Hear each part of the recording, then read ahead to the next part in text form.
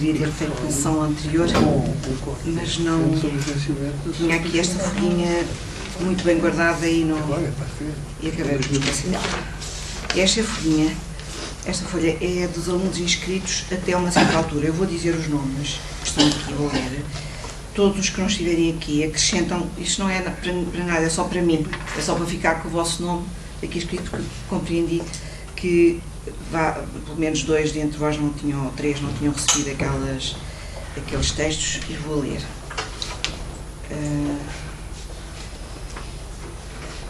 Aida Maria Bel de Andes de Jesus Silva, Maria Arminda Rodrigues Lopes, Catarina Isabel Crespo Ribeiro Cabral, José Inácio Coelho Toscano, José Manuel Mirador Vieira Branco, Maria Margarida de Lucena Correia da Chiara, Manuela Pereira Vilhena, Álvaro Fernando Correia Milagaia, Maria Luísa Palminha da Maia, José Manuel Nunes Henriques, Maria Isabel Barros Gonçalves, Sara Pereira da Silva e Sousa Justino, não está. Anabela Martins Pereira da Silva, não está. Rita Montenegro de Carvalho Marques Moraes Cardoso, também não. Há algum que eu não tenha chamado, não se importa, vai passando. É só escrever aqui, não tem importância nenhuma ser à mão, porque isto é para mim. Pode escrever um número se tiver, se souber o número, o nome, não é preciso assinar. Nunca sei o número. Então não escreva o número, eu também não vou procurá-la pelo número. Já agora era muito importante que fizessem uma coisa. Escrevem todos os que estão presentes, escrevem à frente o nome, o endereço eletrónico. Imaginem que eu preciso contactar convosco. Qualquer coisa sucede, imaginemos, espero que isso não aconteça, mas imaginemos que há uma impossibilidade qualquer de eu vir a uma aula ou que tenho que vir um bocadinho mais tarde. Eu não estou a contar com isso, mas eu posso escrever-vos diretamente de noite, por exemplo. O secretário do departamento não pode. Portanto, é bom porem à frente, mesmo os que não têm o nome, por favor, acrescentem isso, mesmo os que responderam que sim, acrescentem isso, e os que não têm o nome, fazem o mesmo, fazem o favor.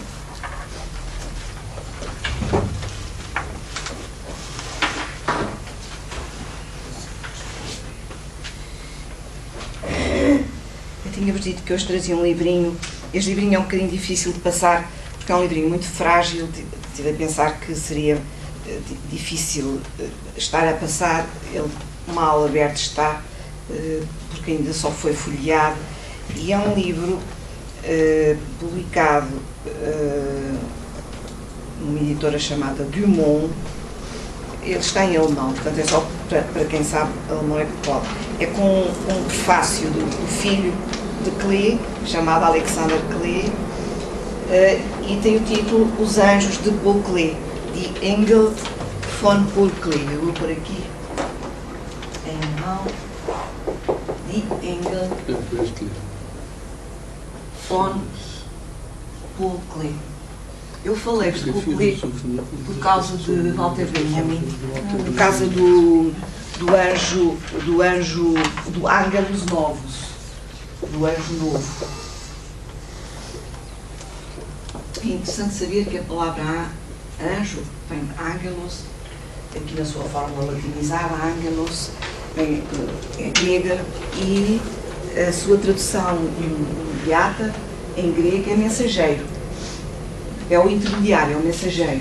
Por exemplo, os estoicos consideravam que os sentidos, o gosto, o tato, a vista, o olfato, a visão, o olfato, a audição, eram os nossos anjos, angeloi, os nossos mensageiros. É só para saberem, em alguns casos é bom saber etimologia, noutros casos talvez se entre numa espécie de idolatria da etimologia, mas neste caso é bom saber porque o uso que os gregos davam do termo mantém-se nos usos vários, mas mantém-se penetrando por eles nos usos que se fizeram na religião hebraica e na religião cristã. O tal desenho de Paul Klee, que é de 1920, o Angelus Novus, como veem, é um anjo que parece que tem assim umas patinhas de galinha, tem uns que estão aqui a ver, podem ver aqui. Não tem nenhuma atração muito particular, ele tem os olhos muito abertos, estão a ver, tem os olhos muito esbugalhados, tem a boca aberta, também segundo o Paul Klee, tem a Paul Klee, não, segundo o tema que disse embora, não é? Todos os anjos têm, um dos anjos está na capa. Os títulos, ele fez anjos toda a vida, até quase à morte, em 1940, desde muito cedo. Este é de 1920, depois há outros de 1939, de 1921, e tem todos títulos muito particulares. Não sei se toda a gente viu. Vou mostrar aqui melhor, aqui para este lado, se calhar aqui, para ficar a ver. Tem anjos, por exemplo, títulos como o anjo distraído, o anjo que desce, o anjo que está a descer, que parece uma criança. Há um que é o anjo, há um que é muito impressionante, não sei se vou encontrá-lo, não tenho as páginas todas. Há um que é o anjo da morte. Por exemplo, há um anjo feio e um anjo falhado, dois nomes que ele dá. É difícil de ver assim ao longe. Se eu pudesse ter feito reprodução, mas não tive tempo para isso. Deixem-me ver se encontro.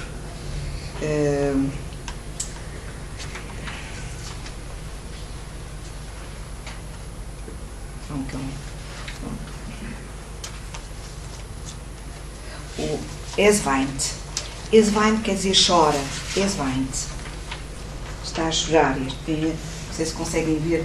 Mas se calhar vou passar, se folhearem devagarinho, com cuidado, vou-vos passar para ali. Crise. Isto era muito importante, porque eu queria falar um bocadinho mais da crise. Crise de um anjo. Este, que está daqui. Este, Esweint. Esweint é chora-se, alguém chora. Esweint. E aqui é o anjo, a crise do anjo. Nós temos aqui a falar de crise em relação à compreensão que apresentámos da história em Benjamino.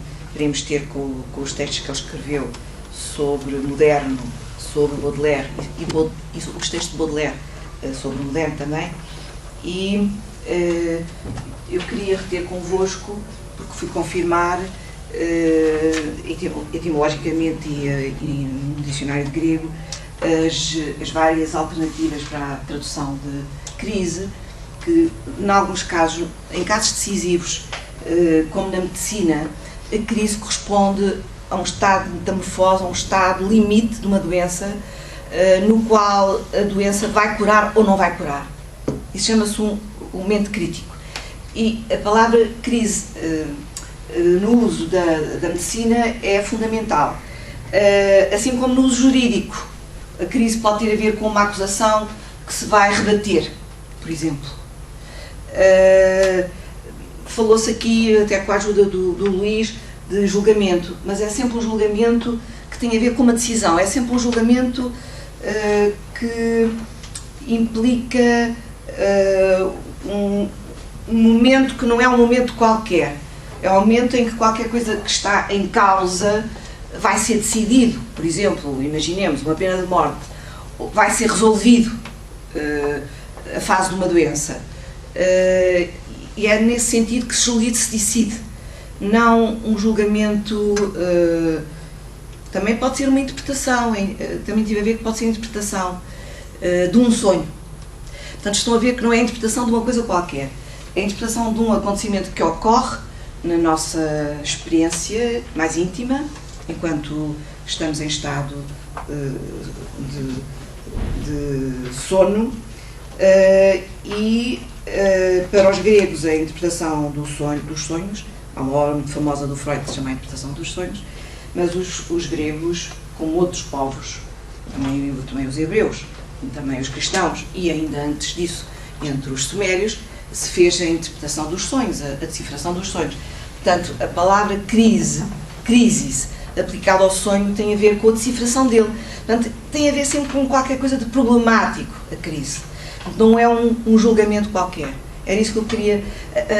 Quando eu utilizei a palavra crivo, passar pela peneira ou passar por um crivo, é um ato concreto que tem muito a ver com o crítico, com o elemento crítico. Foi aqui falado, a propósito de Kant também, lembram-se?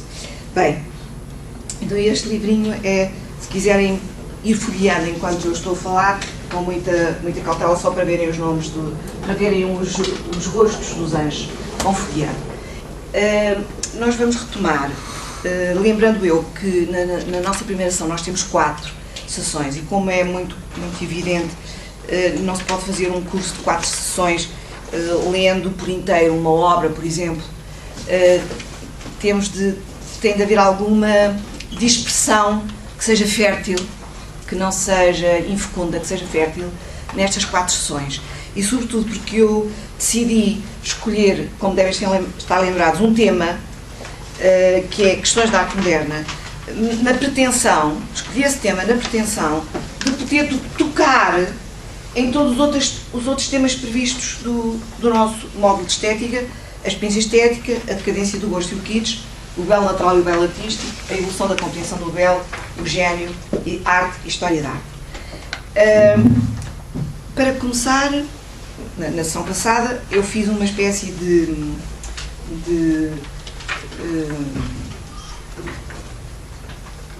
apresentação de uma paisagem de questões que têm a ver com estética,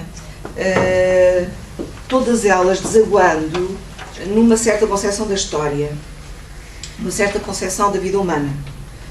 Em Walter Benjamin, como foi mostrado, sem nós estarmos a ler e a estudar verdadeiramente Walter Benjamin, são indicações que depois, mais tarde, se podem mostrar muito fecundas, vos podem dar vontade de aprofundar, mas a visão da história de Walter Benjamin é uma visão que põe de lado qualquer interpretação cronológica da história, põe de lado quaisquer conceitos abstratos de passado e de presente, põe de lado a ideia que vem da cronologia, mas de uma determinada sequência de causas e efeitos, que não é só cronologia, está ligada à cronologia, mas não é só cronologia. É uma consequência da aplicação de um princípio natural à vida humana, o princípio natural da relação entre causas e efeitos. Ele põe de lado todos esses aspectos e prefere uma visão da existência humana, porque a visão da história é uma visão da existência humana, prefere, ao invés, uma interpretação que faça justiça, justamente uma interpretação da história que faça justiça à vida humana. E essa interpretação está sustentada na convicção de que a história é um movimento do nosso olhar. Pode tornar-se numa ciência, ele não a converte numa ciência, ele é um filósofo, ele está a tentar compreender a existência humana, e o movimento de olhar para trás é um movimento daquele que está vivo em direção àqueles que já não estão vivos. E esse movimento chama ele rememoração. Em alemão,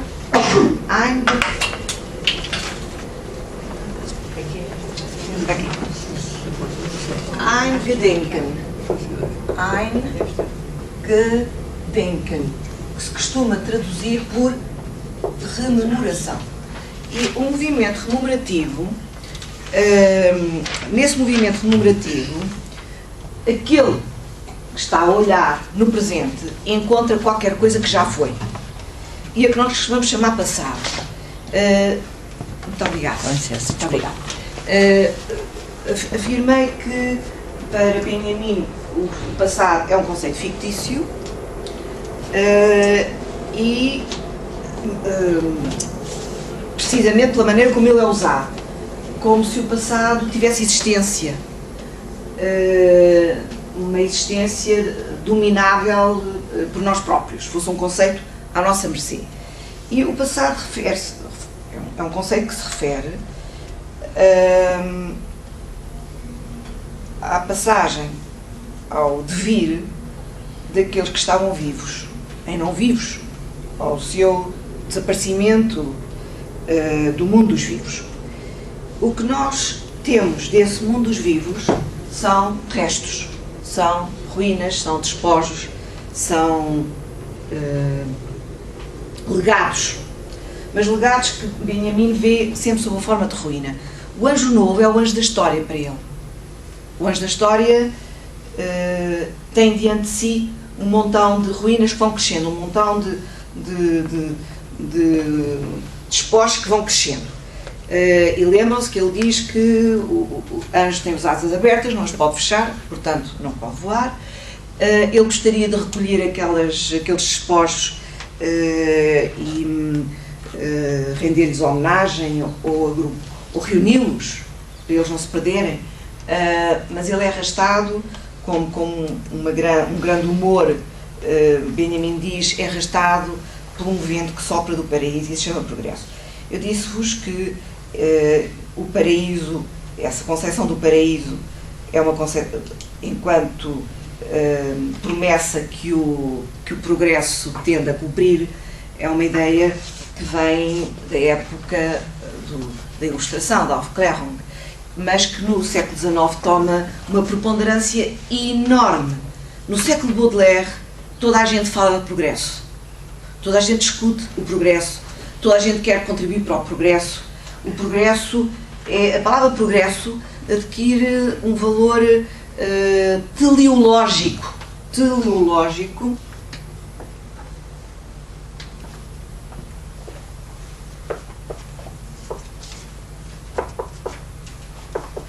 que vem de telos mais logos, e telos é a palavra aqui transliterada para português, que em grego quer dizer fim. O progresso é um sistema finalista, é pensado como um sistema finalista, para o qual os homens se encaminham na medida em que aprofundarem o estudo das ciências, desenvolverem as técnicas em todos os seus sentidos, com todas as implicações que isso tem na vida humana. Por exemplo, a diferença entre a noite e o dia é muito diferente entre os gregos, entre os medievais, entre os renascentistas, entre o homem do século XIX e nós próprios. A iluminação dos lugares onde se vive não é idêntica e tem consequências diferentes na vida dos homens e na vida dos animais. Como sabemos, hoje em dia há graves problemas em relação a um inseto que é fonte em grande parte da nossa sobrevivência, que é a abelha. Há uns efeitos devastadores na vida das abelhas, não se sabem todas as causas muito bem exatamente, mas suspeita-se que a iluminação excessiva que existe durante toda a noite nas cidades, e sobretudo nas cidades americanas, este problema é muito grande nos Estados Unidos, o problema com as abelhas é muito, muito grande nos Estados Unidos, e a superfície das cidades tende a aumentar desmesuradamente, de tal modo que nós podemos quase ver as cidades a juntar-se umas às outras, em certas regiões, e o campo a desaparecer. E com isso provocam-se muitos efeitos, certamente se provocam muitos efeitos sobre nós, fisiologicamente falando, mas também espiritualmente falando. E só para vos dar uma pequena amostra do que a evolução técnica no que diz respeito à iluminação pode produzir pode produzir e os efeitos que essas consequências têm na vida dos homens e no modo como eles veem as suas vidas. Porque uma coisa é os efeitos que uma coisa tem em nós, outra coisa é o modo como nós vemos esses efeitos, como se os percebemos ou não, se tomamos consciência deles ou não, se fazemos alguma coisa em relação a eles ou não.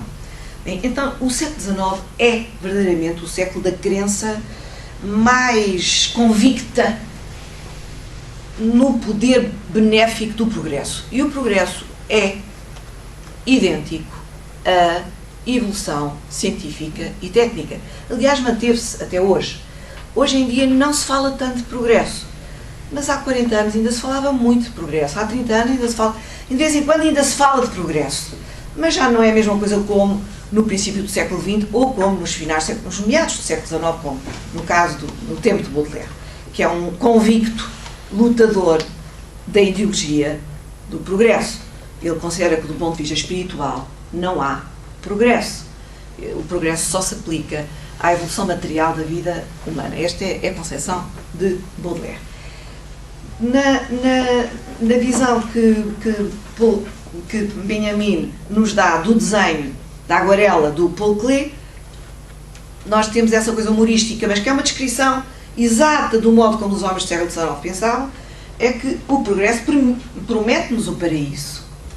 Por exemplo, a possibilidade de não morrer. Imaginemos a possibilidade de não morrer, a possibilidade de viver muitos mais anos e mesmo a possibilidade de inventar técnicas que nos permitam voltar a viver. Como sabem, há pessoas que estudam essas técnicas de congelamento das pessoas. Ou como a evolução da engenharia biológica, tão poderosa no nosso tempo e que criou uma série de inquietações e interrogações e hesitações acerca do que é o nascimento, acerca do que é a mãe, acerca do que é o pai e por aí adiante. São pequenos exemplos de efeitos que a evolução técnica, científica e instrumental pode implicar nas nossas vidas, e nós temos de ter noção delas, dessas consequências. Quando ele fala do paraíso, está a ser humorista, mas ao mesmo tempo está a ser muito exato. O progresso promete o paraíso. É essa a ideia. Ele inverte um bocadinho, mas é uma inversão teleológica. O paraíso está atrás do anjo, mas empurra-o para diante. O vento empurra-o para diante. É quase como uma inversão ou uma coincidência melhor entre o princípio e o fim. O paraíso promete faz resultar o progresso empurra o anjo e esse empurrão do progresso impede o anjo de tomar conta, de cuidar dos despojos humanos. Aquele anjo, o Angelus Novus, é o anjo da história. E esta concepção que vos apresentei de maneira elementar, não podemos fazer de outro modo, em relação a Benjamin, tem logo a primeira consequência. Houve muitas coisas que falámos na aula passada, por exemplo, uma espécie de pedra de toque a que tem acesso através de várias obras que eu mencionei, de uma compreensão histórica que não é cronológica, que nos dá uma configuração em vez de nos dar uma sequência, que é a história de Ed in Arcadia Ego, a relação da palavra, da expressão cujo coração remonta a Virgílio, mas não foi ele quem inventou. Virgílio inventou a Arcádia como terra paradisíaca, ao contrário, ela era uma província inóspita e agreste. Um humanista do tempo dos Medici, formula a frase, e Guercino e Poussin fazem as pinturas. Alguns séculos depois, 2 séculos e meio depois, o autor de Madame Bovary já não sabe o que é que quer dizer Ed in Arcadia Ego. Depois, eu falei-vos do esquecimento. A remuneração é um gesto contra o esquecimento. Há esquecimentos sem os quais nada de criativo aparece. Há uma espécie de distração, uma espécie de pôr entre parênteses a vida que se está a viver para se poder criar, em qualquer campo que seja. Mas não é esse esquecimento que é fértil a que me estou a referir. O esquecimento a que me estou a referir é o esquecimento que impede a transmissão humana, que deixa cair a vida que houve, a vida anterior. E lembrei-vos, por exemplo, que Bach foi esquecido durante vários séculos. Nós não nos podemos lembrar de todos, mas é bom que na nossa vida façamos o esforço de nos lembrar de alguns e de ter com eles. Com quem é que nós vamos ter? Isso ninguém nos pode ensinar com quem é que nós vamos ter. Pode ser que, ouvindo alguém falar, vendo um programa na televisão, vendo um filme, ou lendo uma história, ou entrando na casa de um amigo, vendo uma pequenina pintura que ele tem, nós sejamos levados a ir ter com uma pessoa que esteve, que pintou essa pinturinha, ou que apareceu num filme, ou que é um autor de um livro, e nós vamos à procura dele. Vamos à procura dos livros que ele escreveu, vamos à procura das pinturas que ele escreveu, vamos mergulhar na vida de outrem, sem que essa vida nos esteja a ser dada in ré, como coisa real. Porque essa pessoa já não existe. É por isso que Benjamin considera que tudo é ruína. Mesmo o livro de Baudelaire, chamado Les Fleurs du Mal. Porquê? Porque aquele que o escreveu não só morreu, como sabia que ia morrer. Todo o ser humano sabe, todo o ser vivo sabe que vai morrer. O ser humano faz com isso qualquer coisa. Como o Hermann Roth, como eu vos disse. Tenta dar forma ao medo da morte, que é o medo do tempo, o medo daquela série de que eu vos falei também, como uma das imagens do tempo, que não é de Walter Benjamin.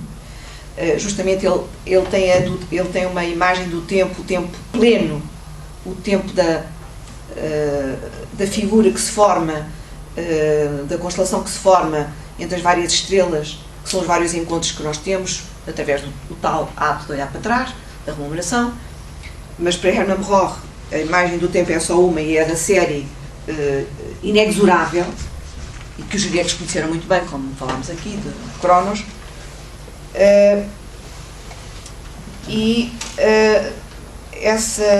Essa ideia da ruína em Benjamin é constante, e não quer dizer que uma coisa esteja esquartejada. Não é que o livro das Flores do Mal esteja cortado em bocados. Não. O livro é um despojo de um que foi vivo. Essa é a ideia da ruína. Nós também, às vezes, só temos ruínas dos despojos dos outros, não é? Fragmentos de obras literárias, bocados de uma coluna,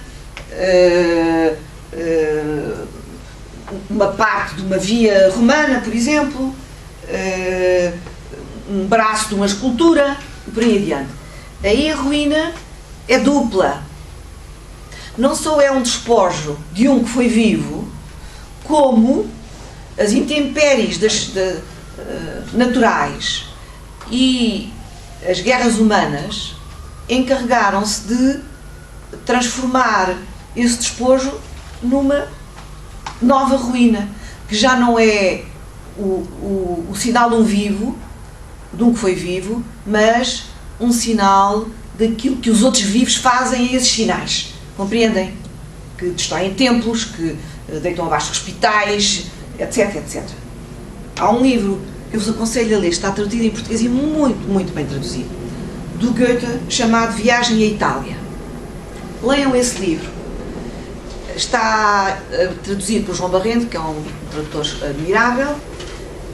Goethe sabe escrever, com certeza, mas eu escrevo. Eu acho que até escrevi.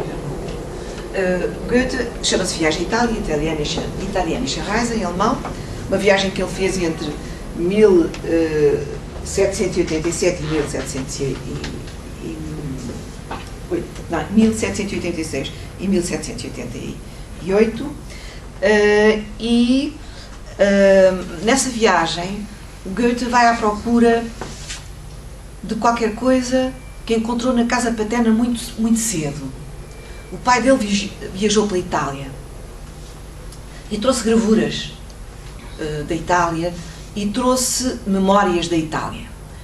E antes de fazer 40 anos, Goethe, que sonhava com a Itália desde infante, e a Itália nessa época, e com muita razão, aliás falei-vos bem do Goethe por causa do epígrafe ao Ich in Arkadien, que ele fez em alemão, in Arcadia Ego, que era justamente, ele escolheu como epígrafe para a primeira edição da Viagem à Itália.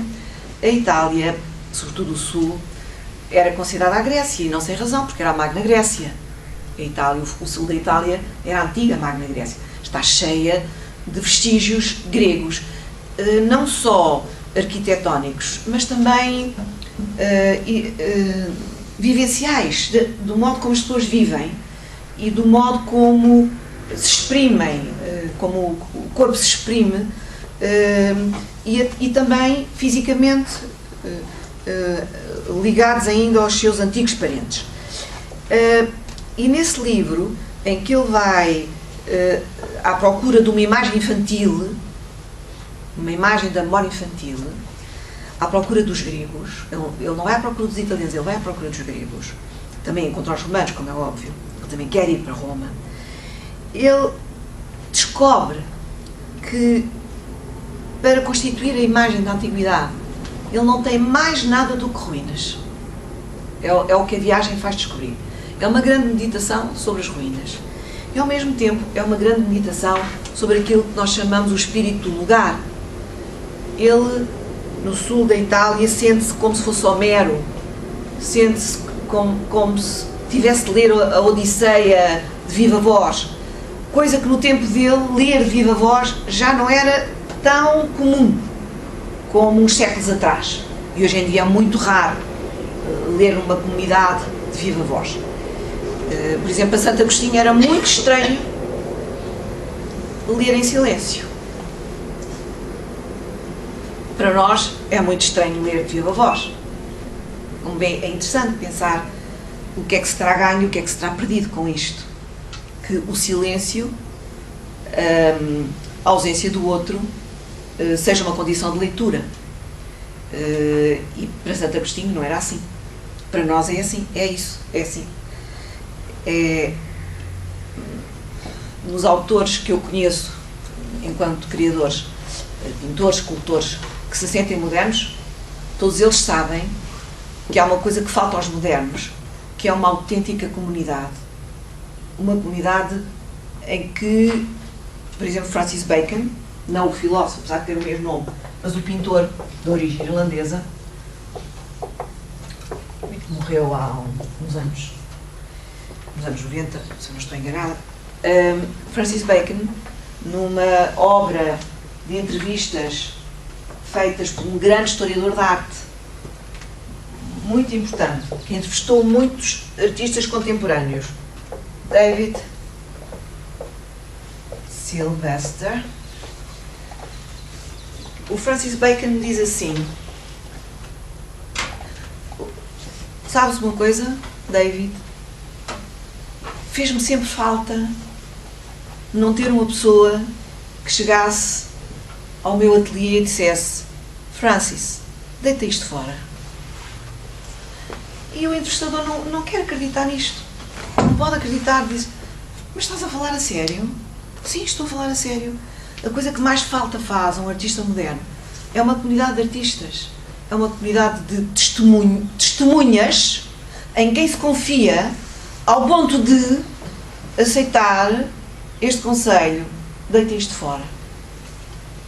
A ideia da autonomia, que é uma bela ideia, está associada entre os modernos ao isolamento. A autonomia é dar lei a si próprio. É aquela é um estado crítico, no sentido kantiano do termo, o estado da maioridade, em que a razão se dá a lei a si própria. O autónomos, não é? A lei para o próprio. Nos modernos, essa lei paga-se com isolamento, com uma espécie de corte dos vínculos que poderiam formar uma comunidade. E os artistas, todos os artistas têm necessidade de uma comunidade. Todos os artistas precisam de... Faz favor. Sim. Precisam do... Sem incomodar, digam, para luz. Sim. Precisam de um testemunho. Não é de um testemunho, desculpem, de uma testemunha. Há um escultor contemporâneo que ainda é vivo, que se chama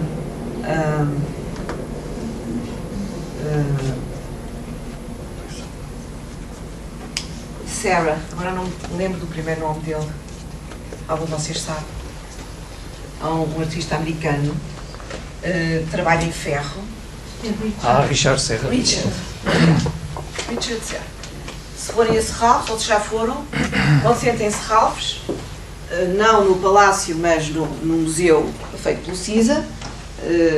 Podem ir para a recepção, do lado esquerdo, e se forem para o lado direito, veem um monólito. Aliás, veem dois, ou se não estou enganada, do Richard Serra. E o Richard Serra disse uma vez numa conversa em que eu estava, uma vez que fui fazer aqui uma conferência à Gulbenkian, e se mostrou algumas obras dele, ele disse que o artista não pode viver sem testemunha. Alguém que pode ser a mulher dele, pode ser o amigo de infância. Em tempos foram os artistas, as testemunhas.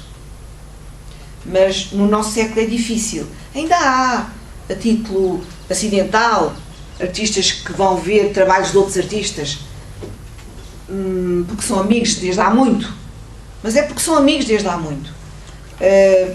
O artista contemporâneo fala muito em comunidade, mas na verdade fala por necessidade. Não é porque existencialmente a comunidade esteja em exercício. Isto do que se perde e do que se ganha com a autonomia vinha a propósito do que eu vos estava a dizer sobre o conceito de história em Benjamin. É interessante, por exemplo, que os gregos conhecessem o isolamento, mas viam-no sempre como o mal. Para o grego, estar só não é nenhum bem. Para o grego antigo, leiam a Ilíada, leiam a Odisseia. Aliás, o que é que distingue os seres humanos de seres que podem parecer humanos e não são? Duas coisas.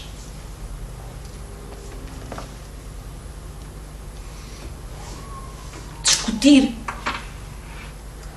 entre si as leis, formar uma comunidade política, portanto, as leis de uma determinada região, discutir entre si uma comunidade política e não comer seres humanos.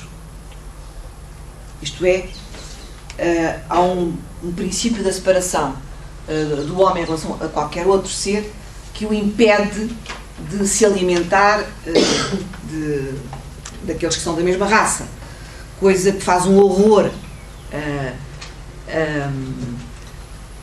a Ulisses, quando chega à ilha de Polifemo e percebe que aquele que parece um homem, tem tudo parecido com um homem, só que só tem um olho no meio da testa, mas fala como um homem, mas vive só e come seres humanos, como os companheiros, não come todos, mas come muitos dos companheiros de Ulisses. Portanto, é uma comunidade que estabelece uma diferença fisiológica fundamental, e as diferenças fisiológicas têm sempre imensos entendimentos simbólicos, religiosos, filosóficos, poéticos. Comer e beber são das fontes mais constantes de todos os textos poéticos e religiosos que conhecemos. Também na nossa primeira aula falámos um pouco disso. E a outra razão é política, através da palavra. O logos, para os gregos, é inseparável da comunidade, onde se discute. As decisões são tomadas em comunidade. Ninguém toma decisões sozinho. Mas as decisões são tomadas em comunidade e depois são sujeitas à deliberação divina. Isto é, tem que sempre fazer um sacrifício para os deuses aceitarem a deliberação divina. Não incomoda o sol? Não incomoda? Está bem. Então, vamos começar a ler. Eu vou aqui por causa deste computador que não se pode tirar e depois não fica visível. Nós tínhamos lido só um texto daqueles que foram enviados, que é uma espécie de cartografia, breve cartografia dos usos da palavra moderno em Baudelaire e em Benjamin, a propósito de Baudelaire. O Baudelaire tem uma obra que está traduzida em português, tem 2 traduções portuguesas, que se chama O Pintor da Vida Moderna. Leiam esse livro. Leiam esse livro, que é mesmo um livro admirável, que mostra toda a profundidade, toda a estranheza, toda a novidade, toda a inteligência poética de Baudelaire. Ele fala de um pintor caricaturista e ilustrador de jornais e revistas, inglês, e é a propósito desse pintor, que é um pintor menor, mas Baudelaire tem muita atenção àquilo que é menor. Nas coisas menores encontram-se às vezes o coração de todas as coisas. Não é por acaso que em muitas religiões há uma figura menor que toma a dianteira, ou porque é gago, ou porque é coxo, ou porque é sujeito à irritação e ao riso de toda a gente. E é esse menor que vai ser escolhido. É muito interessante pensar nisso. Ele escolhe um menor, um pintor respeitável, mas não é um pintor de jornais, de revistas, que apresentava a vida enquanto ela decorria, uma guerra, uma viagem, um jogo, etc. Era representado nos seus desenhos, nos jornais. No momento tinha de desenhar muito rapidamente, tinha que ter uma intuição fabulosa. E ele, a propósito desse pintor, fala da vida moderna em todos os seus aspectos, segundo ele. E há 2 traduções, como eu vos disse, uma da Teresa Cruz, e a edição é as edições Vega, já é uma edição que tem uns 20 anos, e só tem essa obra, tem um estudo muito bem feito por ela, Teresa Cruz, que é professora aqui na nossa casa, em Ciências da Comunicação, e que sabe muito de arte e tem pensado muito sobre arte, e a outra tradução é do Pedro Taman, mas faz parte de um volume, foi incluído num volume com muitos outros textos de Baudelaire, que se chama A Invenção da Modernidade. Está publicado na Relógio d'Água, e é uma tradução mais recente, é de 2000 e qualquer coisa, não me lembro a data exata. É um volume com umas 300 páginas e tem muitos outros textos de Baudelaire, todos muito, muito, muito apaixonantes. Portanto, um volume é só dedicado ao pintor da vida moderna, o outro inclui, e também inclui muitos outros textos de Baudelaire sobre a imaginação, sobre a fotografia, sobre os salões, quando ele citava os salões, os salões, dizendo à portuguesa, essa ocasião muito importante em meados do século XIX de expor muitos artistas num grande espaço, dar a ver a contemporaneidade que se manteve até ao século XX, até ao meados do século XX. Por exemplo, a Sociedade de Belas Artes fez muitos salões ainda, lembro-me de alguns antes de 25 de Abril, mas é uma coisa que desapareceu.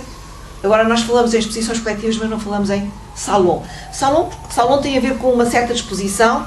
Muito obrigada. Com licença. Obrigada. Pode dar essa coisa. Tem a ver com uma certa exposição arquitetónica e tem a ver também com um júri. Havia um júri de admissão. E era como uma espécie de versão renovada do museu, porque no museu estavam guardadas as peças que já tinham sido feitas de autores que já tinham morrido. O salão era dos autores vivos, autores contemporâneos. Era como ter um retrato da sua própria época, em simultâneo. E Baudelaire fez a crítica de muitos. Portanto, ele era um homem muito, muito atento à arte do seu tempo. Então, vamos reler a primeira passagem desta pequena cartografia, desta breve cartografia que eu vos fiz, que é do tal livro das passagens que eu vos falei já, que é uma obra que não é uma obra, porque é um conjunto de apontamentos de Benjamin e de notas de Benjamin acerca de Paris no século XIX, com tudo o que Paris implica no século XIX, desde a invenção da fotografia, à moda, aos caminhos de ferro, à prostituição, ao jogo, eu falei-vos disso tudo, e tem uma letra e que está dividido pelos editores em várias partes, todas com letras, que depois têm números, e quanto mais caminhamos para a versão mais arcaica em borrão, as letras maiúsculas vão tendo este sinal, esta potência, e a partir de certa altura vêm as letras minúsculas. As últimas letras desta obra são as minúsculas, que são os primeiros ensaios, as primeiras tentativas, percebem? Os primeiros borrões. Vamos então ler esta, que é do I com essa potência 2. Vamos reler, porque já tínhamos lido, as épocas, as correntes, as culturas, os movimentos, não dizem respeito ao sentir-se vivo, muito importante, sentir-se vivo, sentir-se vivo.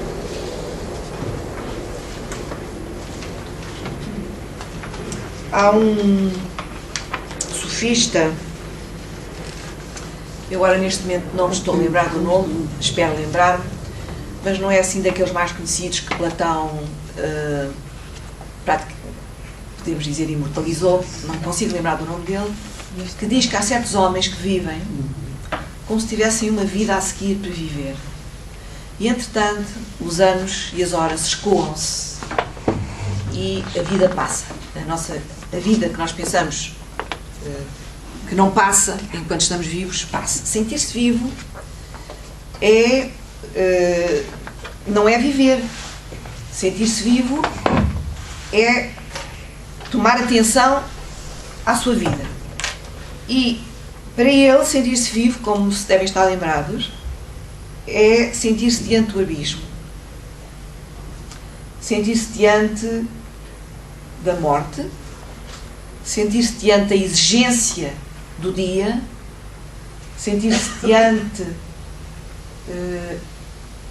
daqueles que hão de vir, sentir-se diante daqueles que já não estão cá.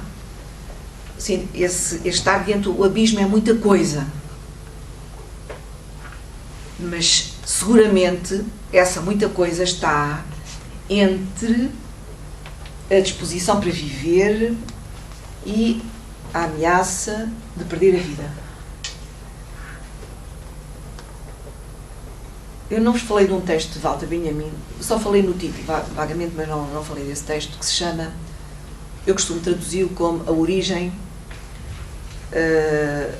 do drama, não, por acaso, os franceses traduzem A Origem do drama barroco alemão.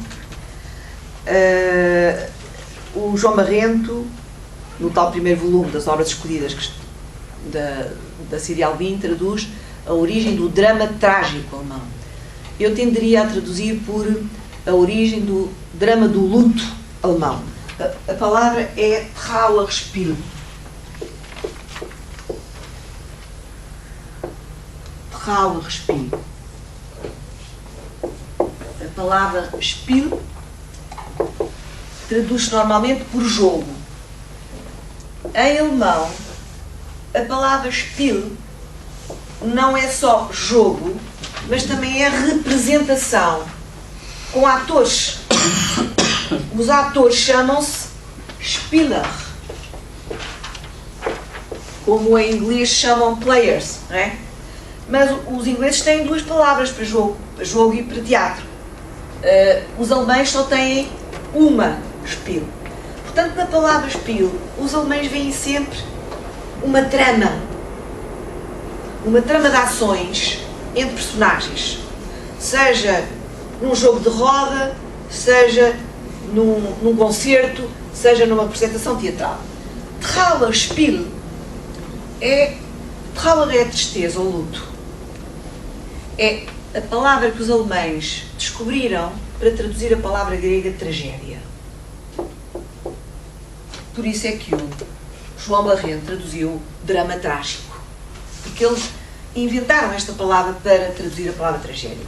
Porque para eles a tragédia era a representação do luto. O luto é uma experiência sentimental que lamenta, que chora, que torna sua uma dor ou uma morte. E na tragédia há sempre lamento da morte, há sempre lamento da dor, há sempre gemido. E por isso os homens do barroco alemão descobriram esta palavra, Trauerspiel, para dar conta da tragédia. Por isso é que o João Barreno traduz por drama trágico. Eu traduzo mais ou menos à letra, drama do luto. Os franceses dizem drama barroco porque estas peças, Trauerspiel, no plural, são os nomes que se davam, como Shakespeare chamava as suas obras tragédias, como devem saber, não é? Os séculos barrocos são os séculos da formação teatral, sobretudo em Espanha e em Inglaterra. Os alemães também no período barroco, mas não é nessa altura que o teatro adquire na Alemanha a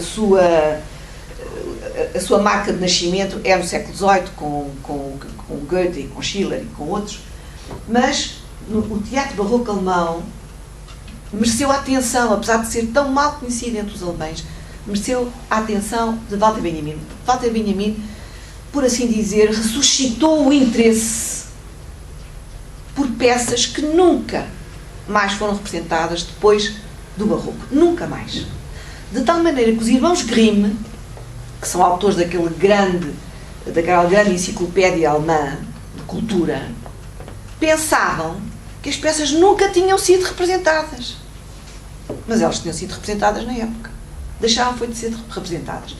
E estas peças têm a ver com, como eu vos falei aqui, têm a ver, isto que nós estamos a ler e vamos continuar a ler sobre o moderno a partir de Baudelaire e de Benjamin, é uma herança do período barroco. Como eu vos disse, é o período em que a Europa se cinde, a Europa cristã se cinde, numa luta de morte, e em que a concepção da história sofre uma violenta agressão, de modo que se deixa de pensar como o procedimento ou o processo de salvação do homem para se tornar um processo natural, lido por leis naturais, justamente as leis da causalidade. Qualquer visão teleológica, no sentido que no termo da história o homem será salvo, desaparece no período barroco. E o que toma a dianteira são os modelos políticos criados na época, com todas as suas consequências. Não se esqueçam que é a época de Hobbes, do homem, lobo do homem, a concepção do homem como homem, lobo do homem. Esta é a concepção barroca. E a concepção de Pascal, da mesma época, da angústia de viver, da compreensão de que o indivíduo não tem verdadeira realidade. Como ele diz numa das pensées, se nós virmos dois indivíduos iguais, muito parecidos, muito longe um do outro, não nos acontece nada. Mas se nós os virmos lado a lado, temos vontade de rir, diz Pascal. E porquê é que nós temos vontade de rir? Porque verificamos que não há nada que seja único em si próprio. Não há nada que valha por si próprio. Essa vertigem chama Benjamin a queda da transcendência na imanência. Isto é, o homem criado à imagem e semelhança de Deus, essa crença do homem criado à imagem e semelhança de Deus, sofre embates no período barroco terríveis. O que o homem do barroco vê no outro homem, ou é o lobo ou a caveira. Não vê mais nada. A época das, como eu vos disse, das vanitas. Não vê mais nada. A religiosidade, a mais profunda religiosidade é toda mística. Como devem saber, de Santa Teresa da Cruz, de Santa Teresa de São João da Cruz, de Santa Teresa d'Ávila. É mística. Do ponto de vista religioso, só misticamente é que se pode ter acesso à transcendência, porque todos os outros aspectos religiosos estão misturados e confundidos com a morte, com a caveira, que a guerra implica e desenvolve, que os instrumentos de guerra políticos sustentam, e a história é vista a essa luz. Portanto, a história naturaliza-se. É isso que Benjamin nos ajuda a ver em a origem do drama barroco, ou do drama trágico, ou do drama do luto, como se quiser. Porquê é que eu me lembrei disto agora? Por causa da relação entre a vida e a morte. Na primeira parte desta obra, Benjamin compara a tragédia com o Trauerspiel e mostra as diferenças. Os autores do Trauerspiel estavam convencidos de que estavam a escrever tragédias, como Shakespeare estava convencido que estava a escrever tragédias. E Benjamin demonstra que não estavam a escrever tragédia, que a tragédia é uma invenção grega que é absorvida pelos gregos. Não tem herdeiros. Isto é uma profunda compreensão, mas que já tem Nietzsche atrás dele, já tem Schiller, já tem Schlegel atrás dele. Não é uma descoberta que ele faz. É o culminar de uma série de compreensões. Porquê é que isto é muito importante? Faz-nos pensar que a experiência estética tem uma história interna. A experiência estética não é experimentada com os mesmos objetos, nem com o mesmo teor. Pode haver afinidades, pode haver proximidades, mas há muitas diferenças. E, em particular, no que diz respeito aos géneros literários. O género literário chamado tragédia, que pertence à forma dramática, porque há outros géneros poéticos que pertencem à forma lírica e à forma épica, os géneros dramáticos, quer dizer, a forma dramática chamada tragédia, enquanto podemos inverter a ordem, podemos dizer que há o género dramático, o género lírico e o género épico, mas Benjamin fala sempre da tragédia e do Trauerspiel enquanto géneros. Portanto, inverter, e falamos de formas que são a tragédia e que são o Trauerspiel. Podemos alterar, porque é uma classificação humana e pode ser alterada desde que tiver uma ordem interna consistente. É como citar. Pode-se citar de qualquer maneira, desde que haja uma ordem. O interesse é haver uma ordem. Há hoje em dia uma teoria completamente idolátrica que só se pode citar de uma maneira. Isso é falso. Há várias maneiras de citar. Desde que haja uma ordem reconhecível, a citação está correta. Mas nós temos é de manter-nos fiéis a essa ordem. Ou vem a cidade antes e o ano depois, ou vem o ano antes e a cidade depois, ou vem, geralmente vem primeiro o nome do autor e depois o nome da obra, mas há quem inverta a ordem e ponha o apelido primeiro e o nome depois. Há quem considere que não se deve, as pessoas não se chamam Helder Herberto, por exemplo, na Hungria é normal fazer isso. Béla Bartók é assim. Bartók é o primeiro nome, é o que nós chamamos o nome próprio. Mas em Portugal não é comum, nem em Inglaterra, apesar quando nós dizemos Camões, não é preciso dizer Luís, dizemos Shakespeare, não precisamos dizer William. Mas porquê é que nós dizemos Shakespeare William? Ninguém chamou a Shakespeare William. Porquê que isso é mais científico? Há uma ideia idolátrica de que inverter a ordem é mais científico. Eu, por mim, nunca inverto. É Herberto Helder, é William Shakespeare, é Walter Benjamin e por aí adiante. Mas podem inverter. Eu não vou, se algum dia fizessem um trabalho para mim,